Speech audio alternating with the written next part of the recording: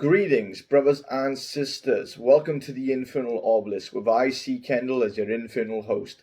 Today I am joined by Garrett at Lawless Metaphysics as we discuss the recent ritual which I performed for him on his behalf, the Clifford ritual of power.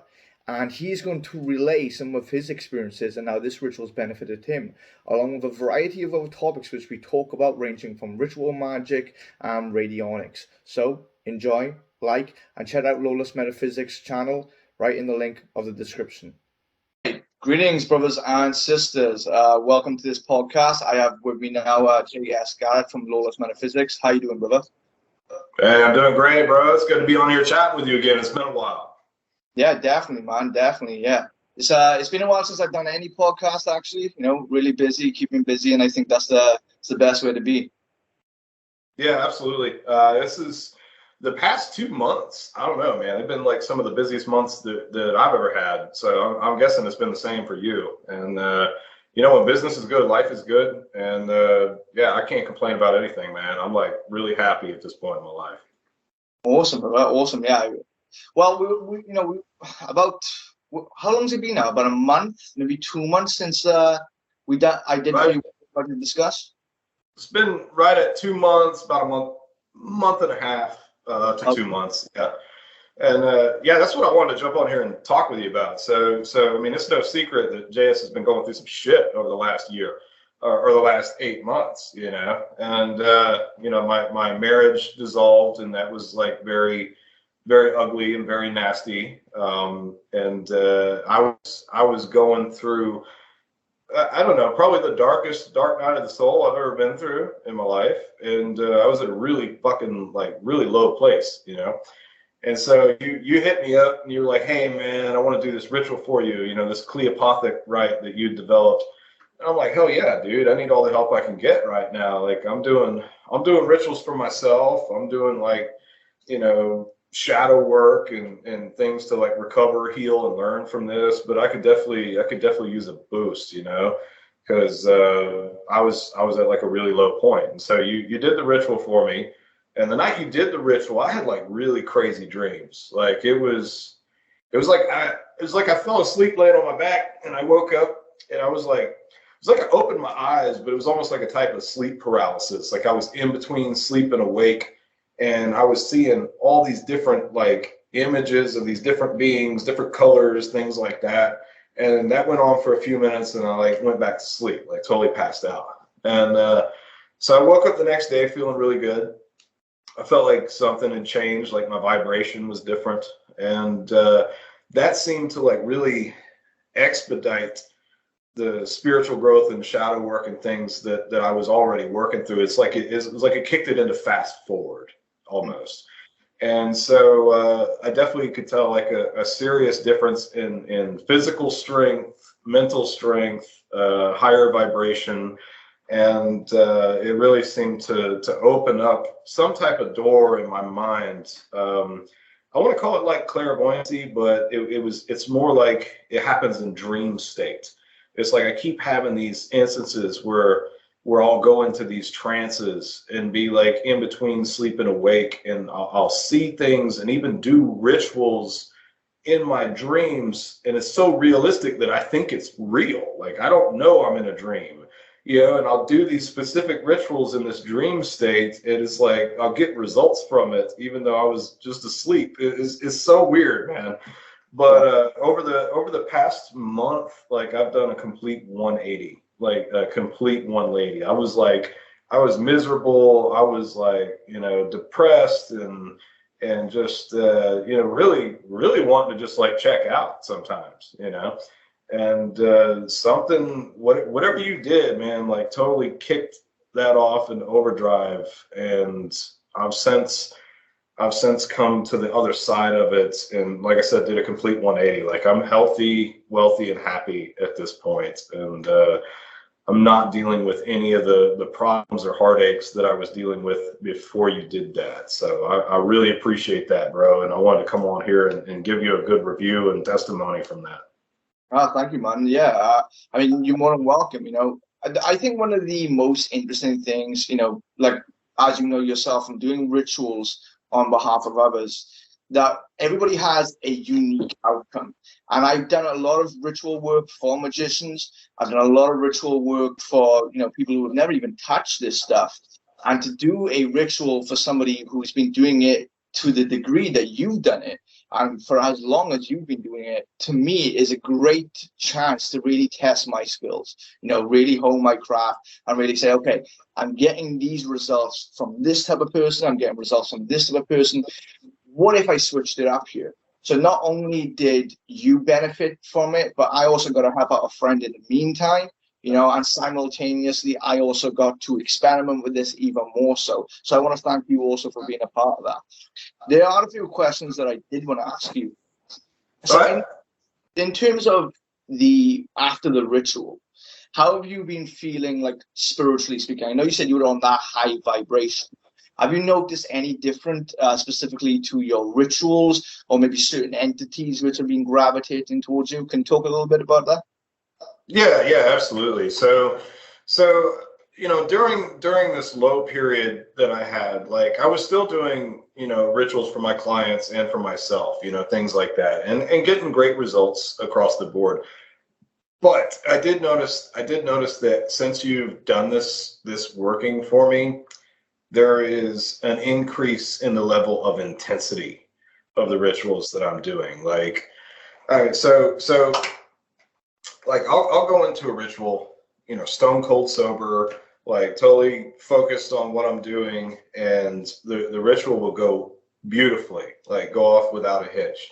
But I'll notice, like, when I step out of the circle, like I feel like, I don't know, the feeling, it's almost, I have to describe it like being drunk and stoned at the same time. You're like disoriented, but your whole body's like buzzing and vibrating.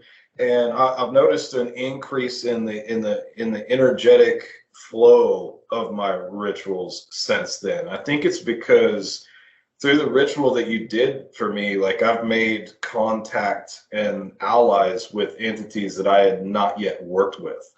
And so once you make contact with these beings, they'll forever be your ally as long as you don't intentionally disrespect them or cast them off.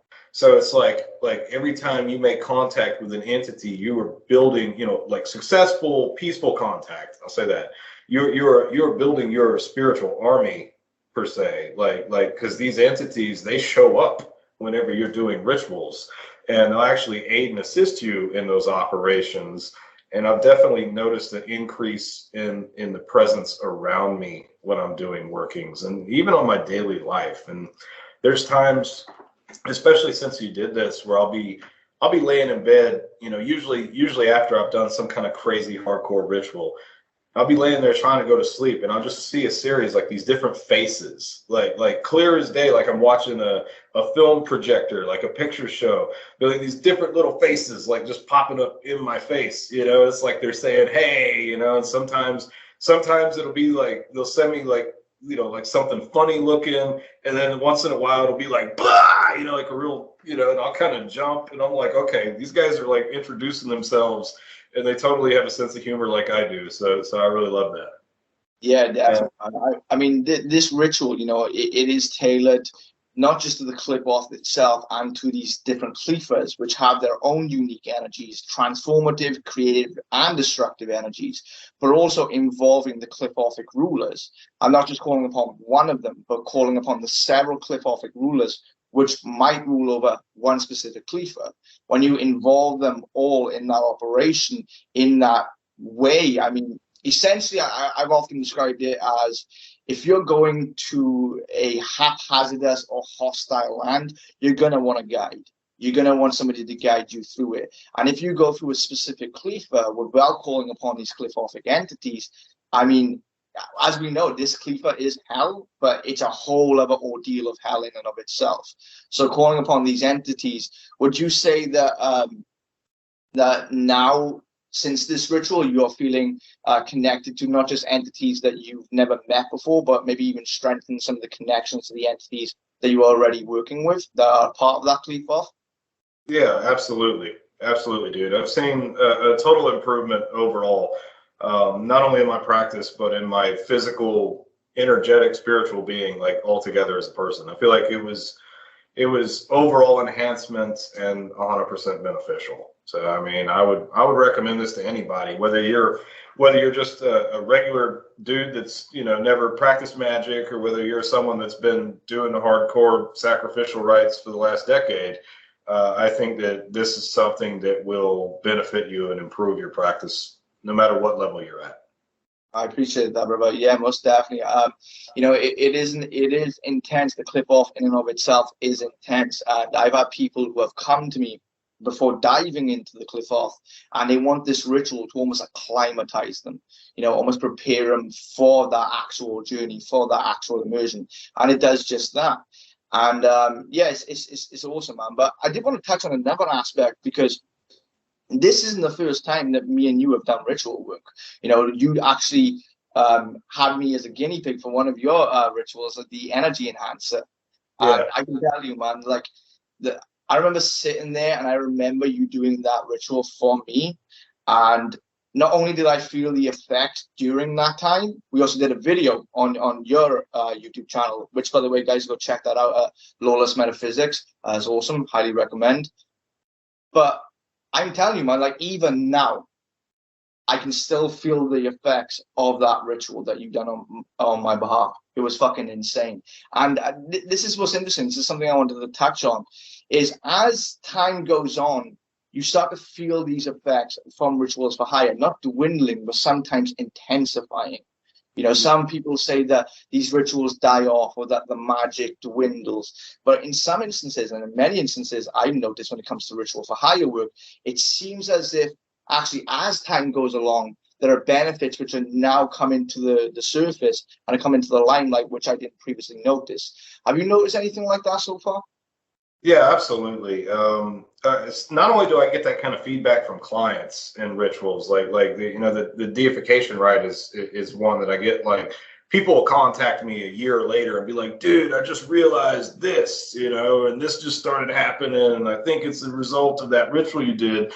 So yeah, I mean, like if it's like an energy to, or a ritual to like give you a jolt of energy, you know, to like charge your batteries, then yeah, that might wear off or dwindle over time. But the ball that you're setting in motion, you're snowballing, the snowball effect of the spiritual development, and the type of gauntlet that these entities will run you through, that never goes away. Like it goes in phases. It's like the snowball will pick up speed and you'll run through a freaking gauntlet, and then they might give you a break for a little while to like let things settle in and resonate and help you figure out what the hell just happened to you. But yeah, once you get on the roller coaster, you're on the roller coaster, and you can, I'm sure you can jump off if you want to, but why would you want to? It's 100% beneficial. Exactly, man. Exactly. It's funny you mentioned that, because I recently just had a client that reached out to me about maybe like 6 months after I did this huge painful operation for them.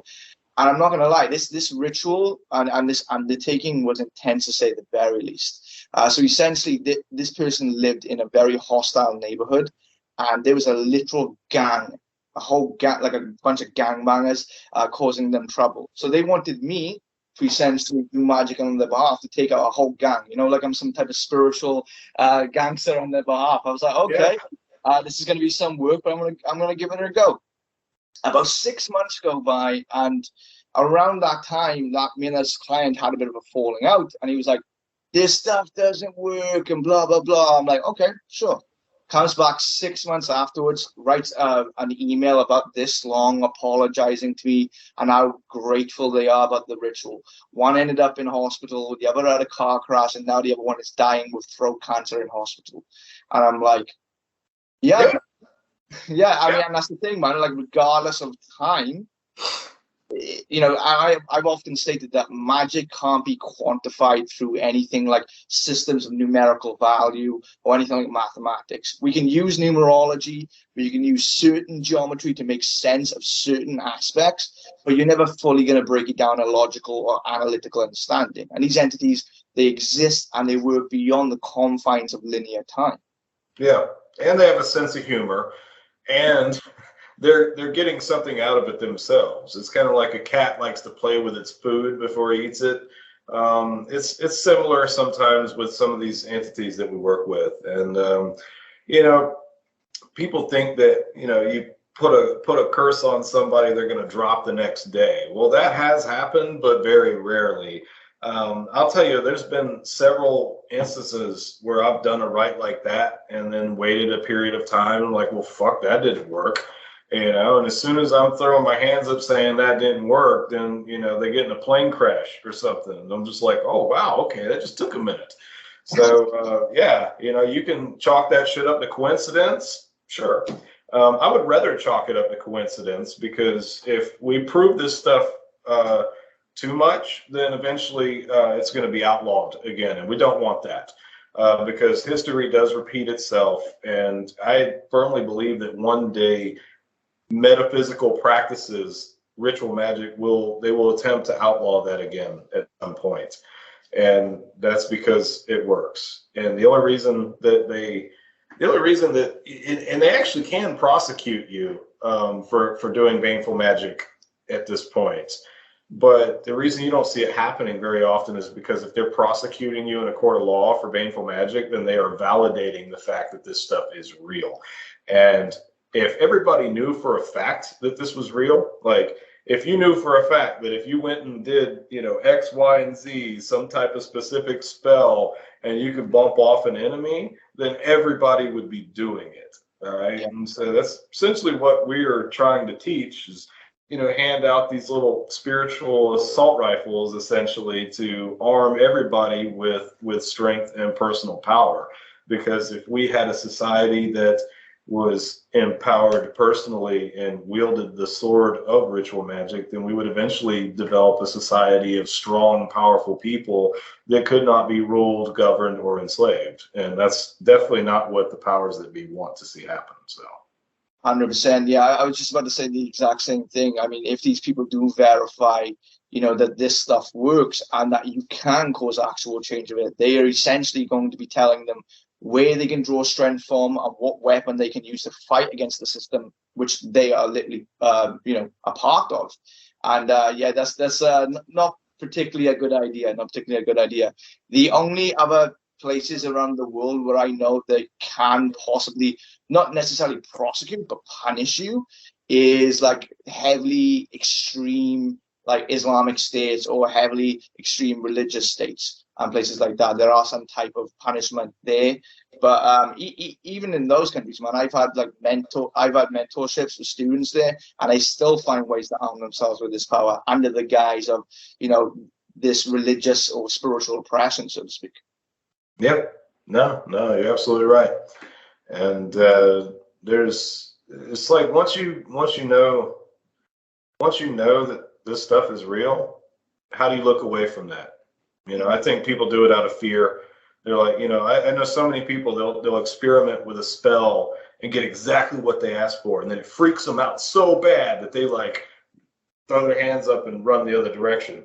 And I'm like, well, I mean, yeah, that's one way to react to it. Me personally, once I came to that conclusion, I was like, holy crap, I want to learn everything about this. Yeah.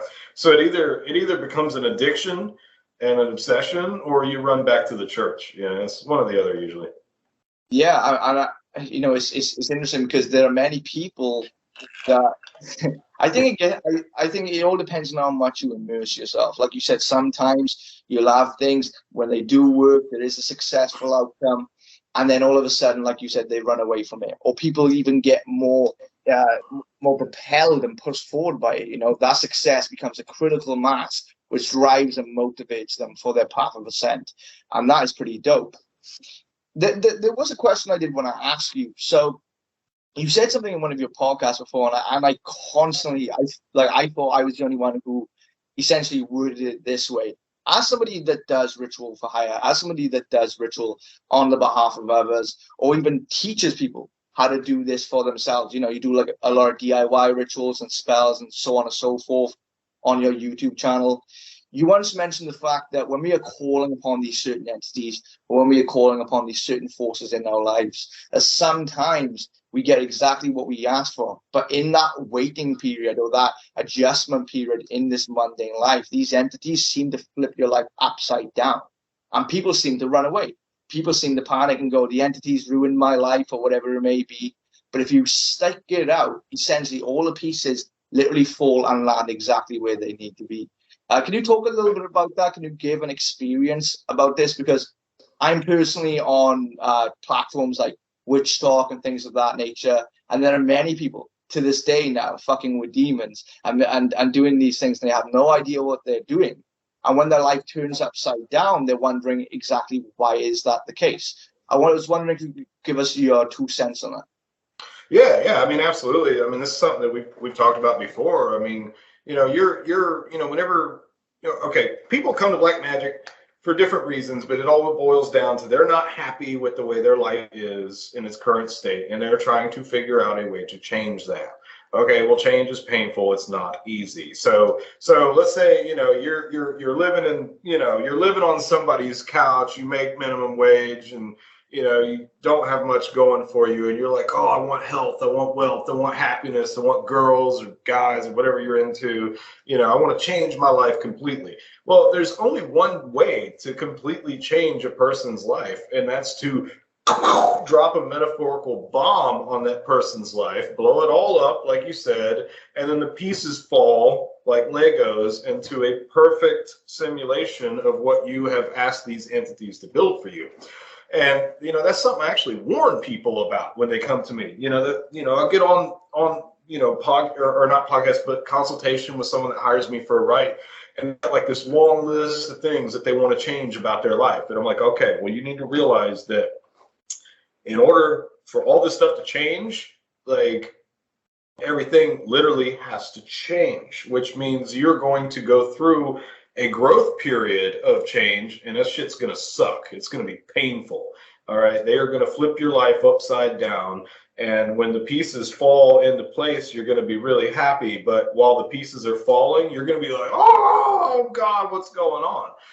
It was like that for me. It was like that for just about every other practitioner I know whenever they first started delving into hardcore ritual magic, demonic magic, angelic magic, fairy magic, whatever you're into. It makes no difference. It's going to be chaotic when you ask for extreme change in your life. And I've had dozens of clients that they'll write me, a week to 2 weeks after I do a ritual for, like, oh, what's going on? I think it might be backfiring. What's going on? I'm like, I don't know what's going on. You tell me what's going on. And they'll tell me what's going on. I'm like, this is exactly what you asked for. You asked this problem to be removed. You asked this to be changed. You said you wanted a better job. Well, guess what? Yeah, you got to lose this job before you can get the better job. And then they'll write me, a month later, and they're like, dude, I'm so sorry. Like, everything's perfect now. Like, oh my God, this is happening. This is happening. I got this hot girlfriend, and oh my God, I got a fucking job that pays me, 5 times what I made.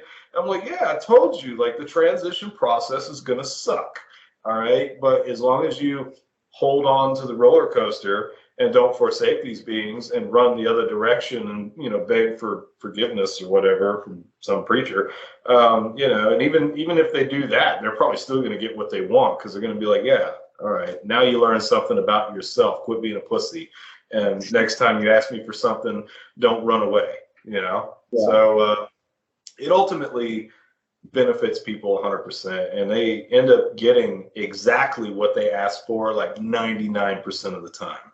And it might not always happen as fast as they want it to, but it still happens pretty doggone fast. I mean, think about it. If you're 35 years old, you spent 35 years fucking your life up, and now you're asking them to fix it all in one shot. Well, yeah, it's going to take a few months, and it's going to be some painful changes, but you're going to be so glad that you did it. And I'm sitting here, I'm in the same boat, dude. Like, I asked for some serious change last year and for some obstacles to be removed. And next thing I know, my whole life exploded. And I was like, oh, hell, what's going on? And I'm like, you know what? This is exactly what I asked for. So I stuck with it. I held on to the roller coaster. And now I'm sitting here going, oh, my God, I'm so excited for tomorrow. Like, everything is like perfect, dude. So I'm really happy. Yeah, man. I mean, that reminds me of, one of the myths of Shiva. Literally when Shakti and Shiva have this union and Shiva opens his eyes and all of reality is obliterated and destroyed. all that is left is that sacred ash. And yet from that sacred ash, literally is the recreation or the reformation, the retailoring of the universe, that there is a power, and that's one of the first examples of a divine trinity. You know, like we have the Father, the Son, and the Holy Ghost. That was literally taken from much older traditions. You have Shiva, Brahma, and Vishnu, creation, preservation, and destruction. And sometimes these are the very powers that we're wielding, and sometimes we're unconsciously aware that we are wielding that power. So in order sometimes for you to create something, you've also got to destroy something, man. Like this table I'm using right here, you know, something had to be chopped down. Some metal had to be destroyed and molded into something else. It often reminds me of that allegory of, you know, what, in order to make wine, you got to crush some grapes. You know, in order for a diamond to be formed, it needs to be formed under pressure. And for any organism to evolve in a hostile environment, it needs to adapt and then overcome, and evolution ensues. So I couldn't agree with you more on that, man. There's another thing that I did want to touch on before we wrap this up here, and that is I've been working with these. Let me grab it here. I've been working with these now for a couple months, and these are the radionic boxes, which you guys through Lawless Metaphysics are literally bringing out. I'm going to be talking more about these on your podcast coming up soon. But man, I've been experimenting with radionics and working with these for a while now. I don't understand how this shit works, and I know you've said this before. I don't understand it, but it fucking works. You know, I've heard a lot of different theories about, yeah, it's like it's just a machine that you focus on. It's only a focal point. I can tell you, man, I got one of those boxes down there. It's got no guts in it. It's got no wires. It's got no plug, no nothing. I use that. It does something because that's just me. But this motherfucker, I turn this on, and as I turn this on, I put everything on there. It's like a cheat code to reality. Like, look, what is it? And how? What are your results so far using this in accordance with ritual magic? Oh, dude, like that's like the ultimate amplifier for ritual magic. Like radionics is powerful by itself. Ritual magic is powerful by itself. When you combine the two of them together, you're just like doubling that power. And there's really no difference between like science, technology, and ritual magic, because I look at magic like science and technology that, you know, has been lost to history or that we don't fully understand.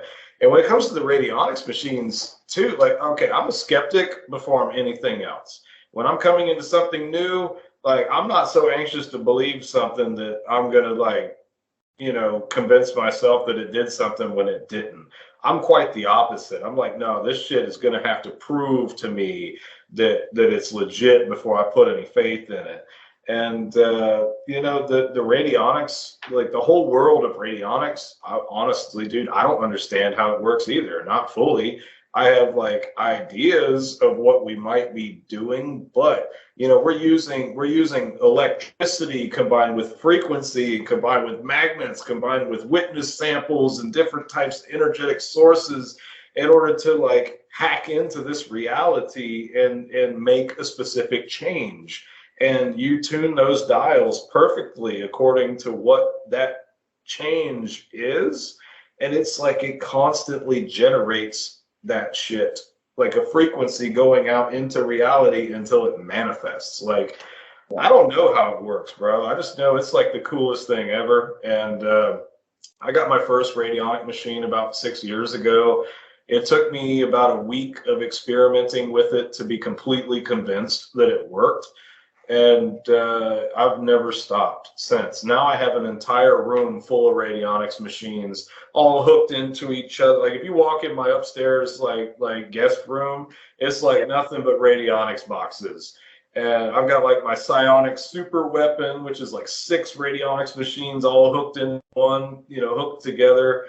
I've got like 2 hunter killer systems running on myself 24/7, and I've got like a dozen other operations running at any given time.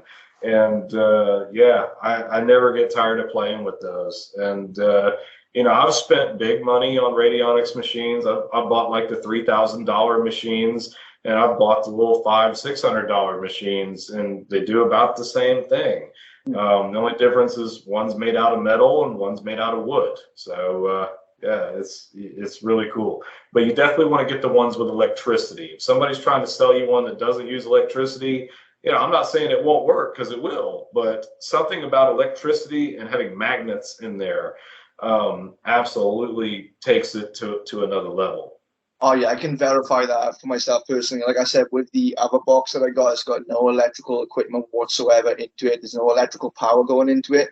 It's doing something, but nowhere near to the degree that these are doing. I mean, this is the hunter killer system, so this is 3 different boxes, that you plug into the input and the output. I'm telling you, man, like I've experimented with this to the extent of, okay, what is the power of radionics alone?